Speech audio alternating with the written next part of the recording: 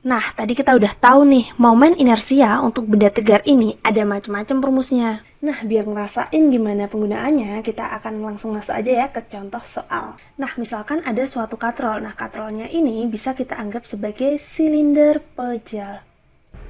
Nah, berarti di tengah-tengahnya nggak ada longganya. Nah, katrol ini misalkan dililit tali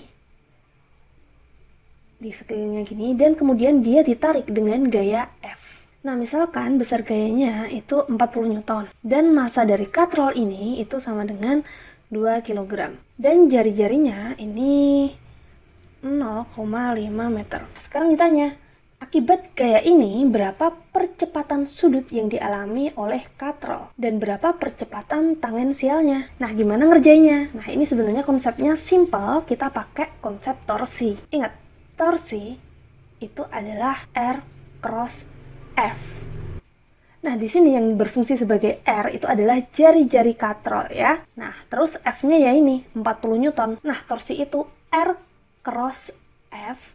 Nah, karena dia udah siku-siku, maka langsung aja R kali F ya. Tapi kalau dia sudutnya nggak berbentuk siku-siku, nanti kita kalikan sin theta di sini. Jadi, torsi itu adalah F dikalikan dengan R. Ini untuk sudutnya siku-siku ya. Nah, kemudian torsi itu juga dirumuskan sebagai inersia dikalikan alfa. Nah, ingat analoginya kalau ditranslasi itu sama dengan F sama dengan massa dikalikan percepatan. Kalau dirotasi itu torsi itu sama dengan inersia dikalikan alfa. Nah, ya udah kalau gitu tinggal kita masukin aja. F-nya itu sama dengan 40 Newton dikalikan R-nya itu sama dengan 0,5. Kemudian I-nya berapa? Nah, ingat ini adalah silinder pejal. Kalau silinder pejal I-nya berapa? Nah, M R kuadrat dikalikan alfanya.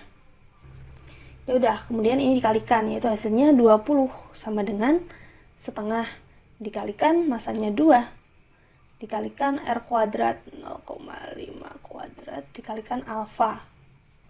Nah, kemudian didapetin alfanya itu sama dengan, ini kita coret-coret, 0,5 dikuadratin kan sama aja setengah kali setengah, berarti seperempat. Seperempat berarti kalau dikaliin sini jadi 20 dikalikan 4, jadi 80 radian per second kuadrat. Udah. Nah, berikutnya kalau mencari percepatan tangensial gimana? Nah, ingat, percepatan tangensial sama dengan alfa dikalikan R. Nah, jadi di sini percepatan tangensialnya itu arahnya ke sini ya. Nah, ya udah langsung aja. Alfanya itu sama dengan 80 dikalikan R-nya. R-nya itu 0,5.